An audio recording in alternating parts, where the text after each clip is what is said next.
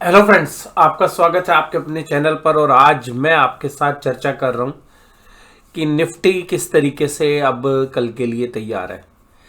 हमारा जो last communication था आपके साथ वो था दीपावली के लिए, जो मोहर ट्रेडिंग था उसके लिए। और फिर दीपावली वाले दिन देखिएगा फेस्टिवल था, तो इतना बिजी शेड्यूल था कि हम आपके साथ चर्चा नहीं कर पाए अगले दिन के लिए।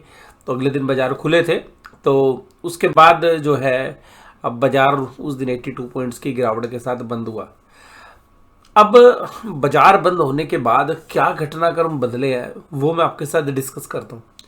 एक बहुत बड़ा आउटकम जो है यूएस मार्केट से आया है, और वो क्या हुआ है कि यूएस के अंदर जो इन्फ्लेशन का रेट है वो उम्मीद से काफ़ी कम है। यानी कि जो इन्फ्लेशन थी कि भाई ये बढ़ने की रफ्तार रहेगी, महंगाई बढ़ेगी इस रेट से, उस रेट से कम बढ़ी है।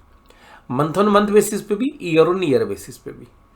तो ये जो एक पॉजिटिव आउटकम जो है यूएस की स्टॉक मार्केट के लिए आया है, वो वास्तव में एक ऐसा फिनोमिना क्रिएट करेगा जिससे वर्ल्ड की भी इन्फ्लेशन के ऊपर दबाव कम होगा। क्योंकि जो ट्रेजरी जो है सिचुएशंस यूएस की, उसका इम्पैक्ट बाकी कंट्रीज पर भी रहता है। तो इसका मतलब ये है कि जो बॉन्ड यील्ड्स हैं वो भी आपको घटती हुई नजर आएंगी और बॉन्ड के प्राइस बढ़ते हुए नजर आएंगे यूएस में। और उसका जो इफेक्ट है वो आपको वर्ल्ड वाइड देखने के लिए मिल सकता है। तो ये जो पॉजिटिव संकेत हमें यूएस से मिल रहे हैं, उसकी वजह से यूएस के मार्केट में तो अच्छी तेजी है। डाउ जोन्स जो इंडेक्स है वो 400 पॉइंट से ज़्यादा की तेजी पे काम कर रहा है। और उसके साथ साथ अगर हम नेस्डेक की बात करें, वो भी 2% की तेजी के साथ, और 1% से ज़्यादा S&P 500 काम कर रहा है। तो ये जो सब संकेत मिल रहे हैं ये एक पॉजिटिव संकेत है। लेकिन हमारे बाजारों ने यूएस मार्केट के जो रिएक्शंस थे, नेगेटिव रिएक्शंस, जब रेट ऑफ इंटरेस्ट बढ़ रहे थे तो उसको लिया नहीं था। तो ऐसा नहीं है कि हम ये कहें कि नहीं जी हम बिल्कुल यूएस मार्केट के साथ चल रहे, तो हमने डीकपलिंग की थी। तो हो सकता है कि डीकपलिंग अभी और भी चले, लेकिन एक इनिशियल फेज के अंदर अभी हमें ऐसा लग रहा है कि शायद बाजार थोड़ा सा ऊपर की तरफ रिएक्ट कर सकता है। और इसका असर कल आपको इंडिया की बॉन्ड मार्केट में भी देखने के लिए मिलेगा। और जो बॉन्ड मार्केट से रिलेटेड ईटीएफ्स हैं उनमें भी शायद आपको कल तेजी देखने के लिए मिले। और इंडिया की जो बॉन्ड यील्ड है वो भी आपको घटती हुई नजर आएगी, और बॉन्ड के प्राइसेस आपको बढ़ते हुए नजर आएंगे कल की बाजार में। तो जो बॉन्ड के ईटीएफ्स हैं हमारे पास हैं कुछ पर्सनल पोर्टफोलियो में भी, तो हम ये मान के चल रहे हैं कि वो जो ईटीएफ्स हैं उनके कल प्राइस शायद बढ़ते हुए नजर आए थोड़ा सा। क्योंकि जो रेट ऑफ इंटरेस्ट की साइकिल जब घटती है तो बॉन्ड के प्राइस बढ़ने लग जाते हैं। तो जो बॉन्ड से रिलेटेड जो इनडायरेक्ट इन्वेस्टमेंट हमारे पास ईटीएफ में है, तो उनके भी प्राइस हमें उम्मीद कर रहे हैं कि कल बढ़ेंगे। अब जब ईटीएफ के प्राइस घटेंगे, रेट ऑफ इंटरेस्ट घटने के संकेत अगर मिलते हैं, तो बाजार उसको पॉजिटिवली लेता है। बट वो सब कुछ यूएस में है, तो असर हमारे यहाँ भी होगा। लेकिन हमने उसके नेगेटिव असर को नहीं लिया, तो हम पॉजिटिव को लेंगे ऐसा जरूरी नहीं है। लेकिन निफ्टी ने जो कल शुरुआत की थी, और निफ्टी के अंदर जो कल रिएक्शन था वो काफ़ी नेगेटिव था। ऑप्शन चेन के डेटा भी नेगेटिव थे। लेकिन मुझे ऐसा लग रहा है कि निफ्टी अभी एक बार अटेम्प्ट फिर करेगा, और 19,443 पर बंद हुआ निफ्टी 19,550 से लेकर 19,600 तक के बीच में अटेम्प्ट इस हफ्ते में कर सकता है। और हो सकता है कि कल भी अटेम्प्ट करे। वहां पर ऐसा हमें चांसेस लग रहे हैं कि वहां पर एक अच्छी खासी सप्लाई आ सकती है। और अगर उस सप्लाई को ऑब्जर्व कर लेगा बाजार या एक दो दिन में, तो फिर उसके बाद की स्थिति हम आपके साथ डिस्कस करेंगे। अब निफ्टी 50 के अंदर जो कल कैंडल बनी थी, अगर उस कैंडल को अगर हम ध्यान से देखें तो वो कैंडल क्या बनी। ऊपर से अगर हम दिवाली वाले ट्रेड था वो हमारा ऐसा ही हुआ जो हम उम्मीद कर रहे थे कि ऊपर रहेगा बाद में वो। लेकिन दिवाली का ट्रेड हर बार ऐसा ही होता है, तो उस ट्रेड में भी देखिएगा उम्मीद के हिसाब से हुआ। अब अगर हम देखें तो जो उसके बाद जो निफ्टी की कैंडल बनी वो फिर एक रेड कैंडल बनी। लेकिन ये एक ऐसा एरिया है जो कंसोलिडेशन जोन वाला एरिया है। तो अभी ऐसा होगा कि बाजार यहाँ पे समय और बिताएगा। और अब जैसे पॉजिटिव संकेत मिल रहे हैं, तो हो सकता है कि 19,600 के आसपास तक बाजार जाए, और इसी दायरे के अंदर 19,400 से 19,600 के बीच में अभी कल भी आपको टाइम स्पेंड करता हुआ मिले। ऊपर की तरफ हम उम्मीद कर सकते हैं कि थोड़ा सेलिंग प्रेशर आएगा और वो बाजार को नीचे धकेलने की चेष्टा कर सकता है। लेकिन इन सब पॉजिटिव आउटकम के बीच में एक बात ध्यान रखनी है आपने कि हमारे जो कॉर्पोरेट रिजल्ट्स हैं और साथ में जो हमारे इलेक्शंस के आउटकम्स हैं वो एक इंपॉर्टेंट रोल प्ले कर सकते हैं। तो अभी जो बड़े प्लेयर्स हैं बहुत हैवी पोजीशंस बाइंग साइड में शायद ना लेके जाएं। इसके बाद देखिएगा Eicher motor, Mahindra and Mahindra, JSW steel, coal India और हिंडाल्को जैसे शेयर्स तेज थे। HDFC bank, Reliance, Bajaj finance, ICI bank और इन्फोसिस जैसे शेयर्स कमजोर थे। अगर हम एडवांस डेक्लेन की बात करें तो देखिएगा ये बहुत लंबे समय के बाद ऐसा हो रहा है कि इंडेक्स तो जो है साथ साथ मतलब ज़्यादा खराब नहीं कर रहा, लेकिन जो इंडेक्स के जब ऐसा करता था तो स्मॉल कैप मिड कैप अच्छा कर रहे थे, लेकिन अब स्मॉल कैप मिड कैप में वो मोमेंटम नहीं है जो हम पीछे जब अब बाजार ने हाई लगाया निफ्टी ने और बैंक निफ्टी ने, उस समय तक जो मोमेंटम था स्मॉल कैप और मिड कैप का, और उनकी गिरावट के बावजूद भी था, लेकिन वो momentum small cap mid cap में मिस है। और मुझे लग रहा है कि लार्ज कैप के अंदर और स्मॉल मिड कैप के अंदर एक वैल्यूएशन गैप बढ़ गया है। तो लार्ज कैप कहीं पर भी अगर हमें देखें तो करेक्शंस के अंदर एक कंफर्टेबली बाइंग जोन में आ जाएंगे। तो लार्ज कैप में हमें लग रहा है कि एक बाइंग इंटरेस्ट क्रिएट रहेगा हर डाउन साइड में, लेकिन स्मॉल कैप मिड कैप में प्रॉफिट बुकिंग रेगुलरली कंटिन्यू रह सकती है।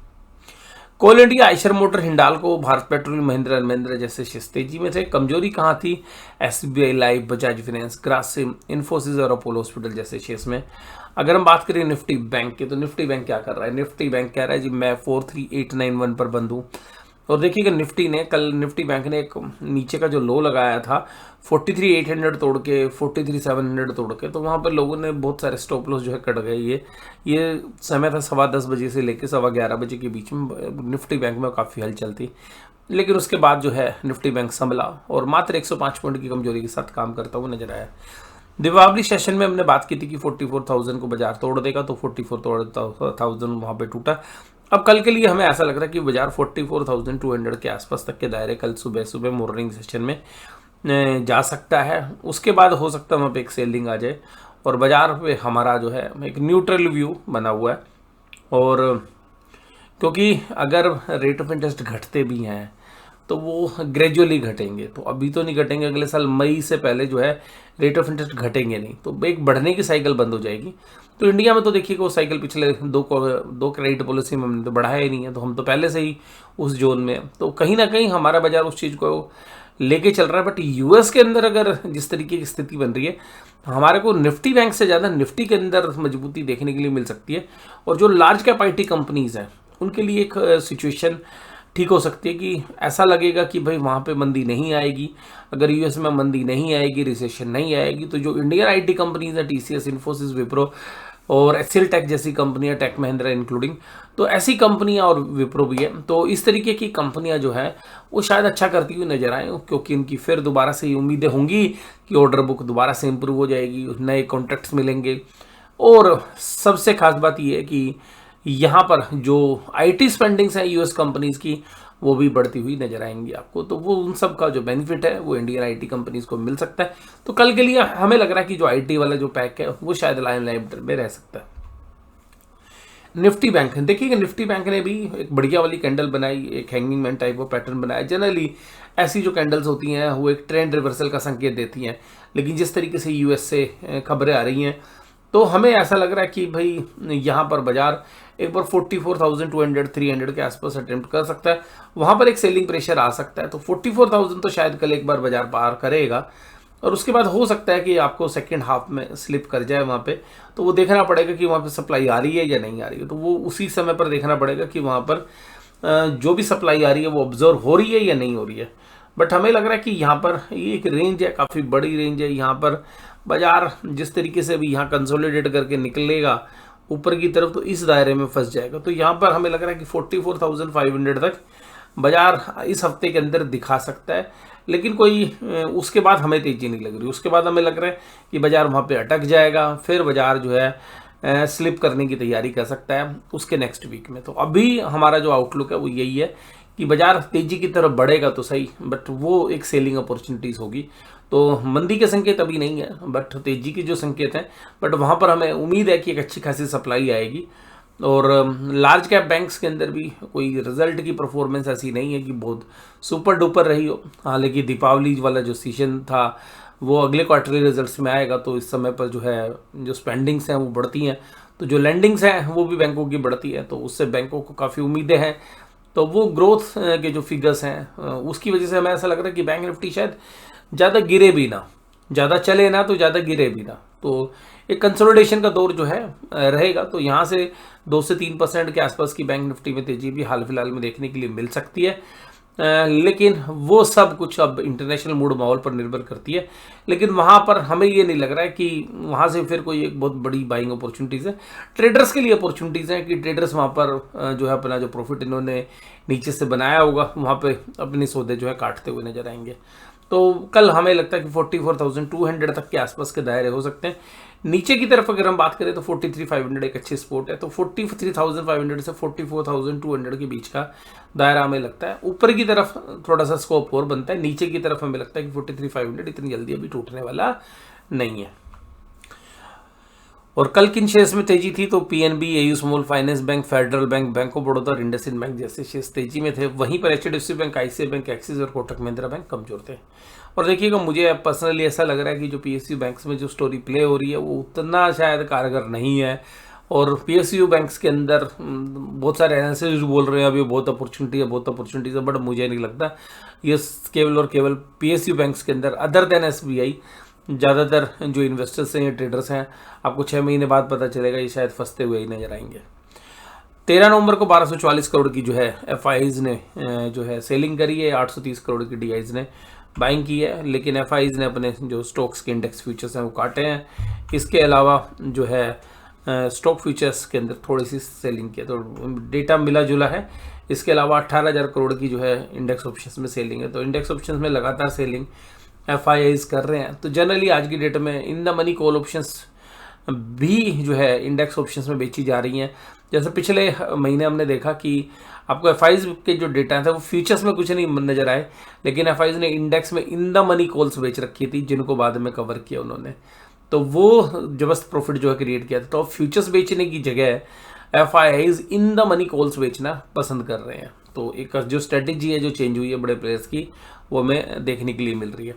पुट कॉल रेशियोस न्यूट्रल है निफ्टी के अंदर। बैंक निफ्टी में स्लाइटली जो है मजबूत है, मतलब वैसे दोनों पार्टी बराबर की तरफ है। निफ्टी थोड़ा सा ओवरसोल्ड है, तो यहाँ से एक पुल बैक एंटिसिपेट कर सकते हैं। इसके बाद डाउ जोन्स 400 पॉइंट से ज़्यादा की तेजी पर काम कर रहा है। ब्रेंट क्रूड भी $83 के आसपास ट्रेड कर रहा है। और ऑप्शन चेन के अंदर अगर हम देखें तो एक सरप्राइज था, 19,400 की जो पुट थी उनमें अनवाइंडिंग हो गई और कॉल रेटिंग जबरदस्त है। देखिए, ऑप्शन चेन का एनालिसिस नॉर्मल एनालिसिस से अलग है। ये एनालिसिस ये कह रहा है कि ऊपरी लेवल पर अच्छा बिल्डअप मंदी करने वालों ने कर रखा है, यानी कि बाजार को 19,600 के आर पार नहीं जाने देंगे। 19,500 पे भी एक अच्छा रेजिस्टेंस है। इसका नॉर्मल एनालिसिस कोई लेन देन नहीं, खाली ऑप्शन चेन के एनालिसिस से। तो 19,500 से 19,600 एक जबरदस्त जो है ऐसा क्रिटिकल रेजिस्टेंस जोन यहाँ पर देखने के लिए मिल रहा है। और पुट राइटर गायब हो गए, 19,400 पे भी अनवाइंडिंग कर ली। तो इसको देख के ऐसा लग रहा है कि 19,400 भी टूटना चाहिए। और जो नेक्स्ट स्पोर्ट जहां पर ऑप्शन चेन में आ रही है वो आ रही है 19,200 में, जहां पर, और 19,250 में जहां पर राइटिंग बनी हुई है। अब अगर हम बैंक निफ्टी की बात करें तो बैंक निफ्टी में 43,900 पे, 43,800 पुट राइटर काफ़ी एग्रेसिव है। तो यहाँ पर थोड़े से मजबूती के संकेत ज़्यादा है एज कम्पेयर टू निफ्टी। लेकिन वहीं पर 44,400 इसका एक ऊपर की रेंज बनती है जहाँ पर एक अच्छी खासी कॉल राइटिंग हमें देखने के लिए मिल रही है। और 44,200 जो हम कल के लिए उम्मीद भी कर रहे हैं शायद आ सकता है, वहाँ पर भी 52,000 की जो है कॉल राइटिंग हमें देखने के लिए मिल रही है। तो इस एनालिसिस में बस केवल इतना ही। वीडियो देखने के लिए धन्यवाद। Thank you very much.